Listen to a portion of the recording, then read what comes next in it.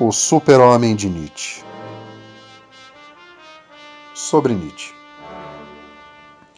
Friedrich Wilhelm Nietzsche nasceu em 15 de outubro de 1844 e morreu em 25 de agosto de 1900, no que hoje é a Alemanha.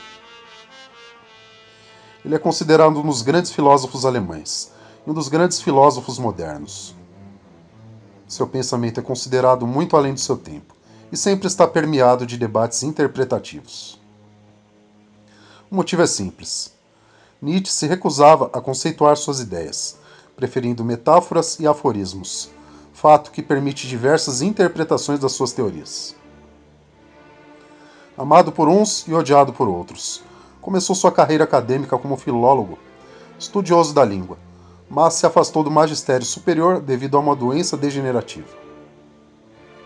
Enquanto viajava em busca de um clima mais agradável para sua saúde, produziu seus livros mais emblemáticos.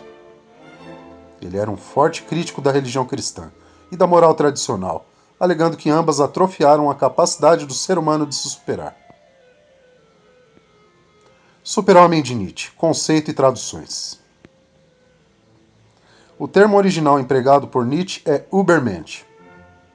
Esse termo pode receber diversos sentidos. Por isso, as traduções são variadas. A mais famosa e literal é super-homem. Contudo, para fins mais didáticos, baseando-se na interpretação do termo dentro da obra do filósofo, alguns tradutores preferem além-homem, além do homem ou além do humano. Além disso, o próprio Nietzsche utiliza alguns sinônimos para se referir a essa mesma ideia. Homem redentor, espírito livre, filósofo do futuro e homem superior. Esse último homem superior às vezes aparece como sinônimo, às vezes aparece como uma etapa anterior ao super-homem. Independentemente do termo usado, a ideia sempre gira em torno da mesma coisa. O super-homem é um estado evoluído do homem atual, entendido sempre como humanidade. Essa evolução é de caráter ético, ou seja, o super-homem é um ser que possui uma moral própria, nova, que supera as morais existentes. Para chegar a esse novo estágio moral, o ser humano precisa possuir algumas qualidades e aceitar algumas condições. Outra coisa importante de nota é que Nietzsche frequentemente contrapõe sua ideia de super-homem da sua ideia de último homem, que seria o oposto, a antítese do super-homem. O último homem, então, seria o ser que se recusa a evoluir. É apegado aos valores morais que possui e critica e atrapalha aqueles que querem mudar. As qualidades. Nietzsche dirá que são 3 as qualidades que o super-homem deve possuir. Você irá reparar que essas 3 qualidades se relacionam uma com as outras. Elas não possuem necessariamente uma ordem para surgirem. Em outras palavras, essas 3 qualidades são independentes e ao mesmo tempo codependentes, porque uma pode surgir sem a outra, mas uma ajuda a outra a se estabilizar.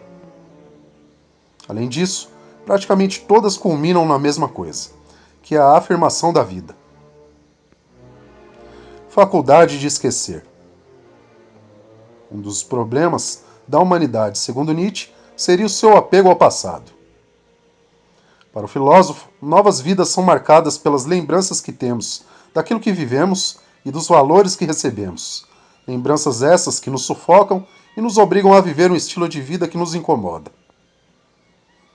Dessa forma, o super-homem deve adquirir a faculdade de esquecer, ou seja, ser capaz de esquecer seu passado, seus atos cometidos e seus valores aprendidos.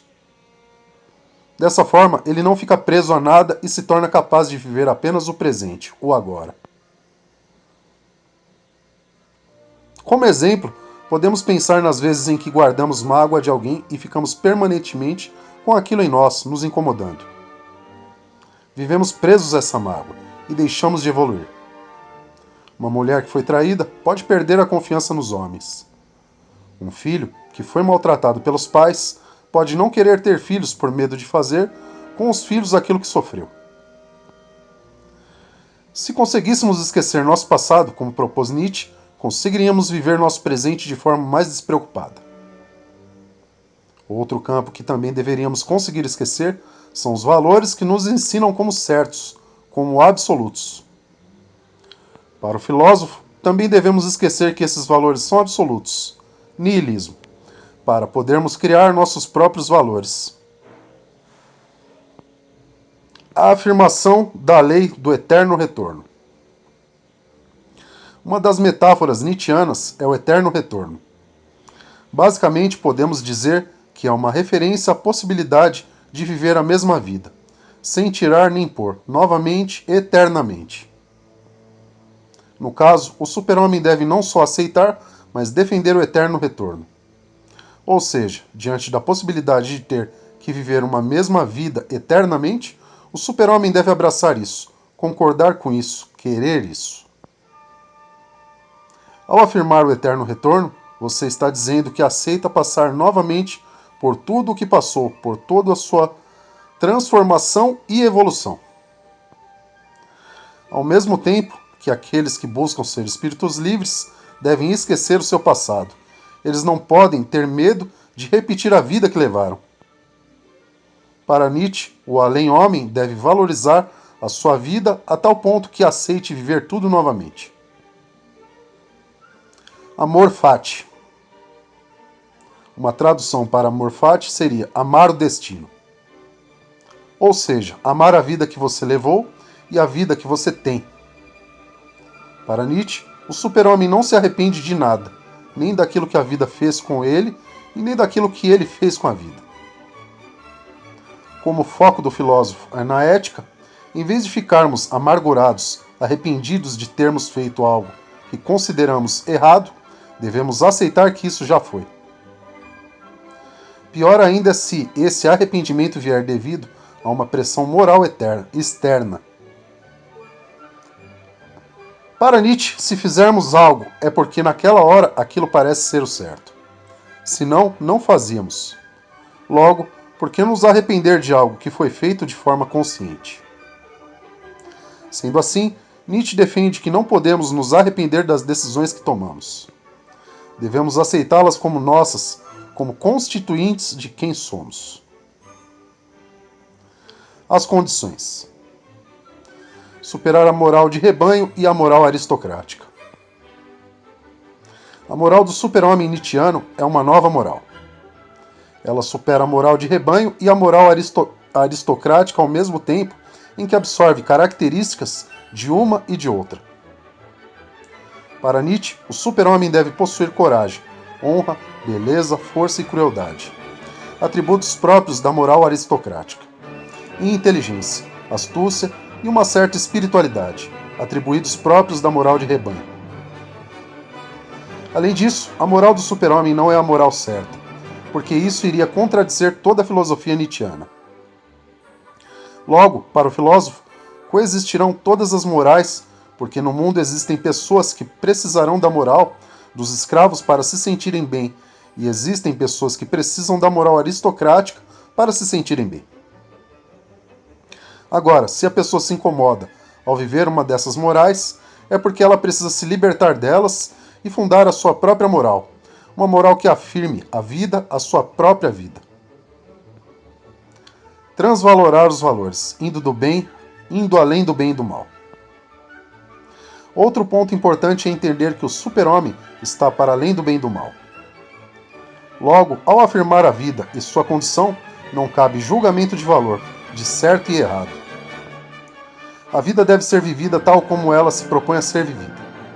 Aqui podemos fazer uma leve referência aos instintos e aos animais, que agem segundo a sua natureza e não são julgados se aquilo que fazem está certo ou errado. No caso, devemos agir sem querer polarizar tudo como certo ou errado, bem e mal, justo e injusto.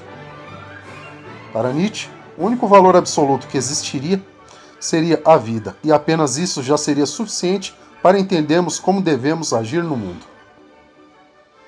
Assumir a morte de Deus. O super-homem precisa aceitar a morte de Deus. No caso, essa é uma metáfora para entender que Deus não existe e toda moral tradicional, inspirada na religião cristã e na filosofia platônica, deve ser superada. O Ubermensch deve parar de temer o juízo final ou preparar sua alma para o céu, porque essas coisas não existem. Só existe essa vida e ela deve ser vivida plenamente. Conclusão. O próprio Nietzsche admitia que ao longo da história foram poucos os espíritos livres e que isso continuará sendo dessa forma. As condições necessárias são difíceis de serem conquistadas e as qualidades difíceis de serem vividas. Deve ser por isso que a metáfora do Übermensch está contida no livro de Nietzsche, Assim Falou Zaratustra, um livro para todos e para ninguém.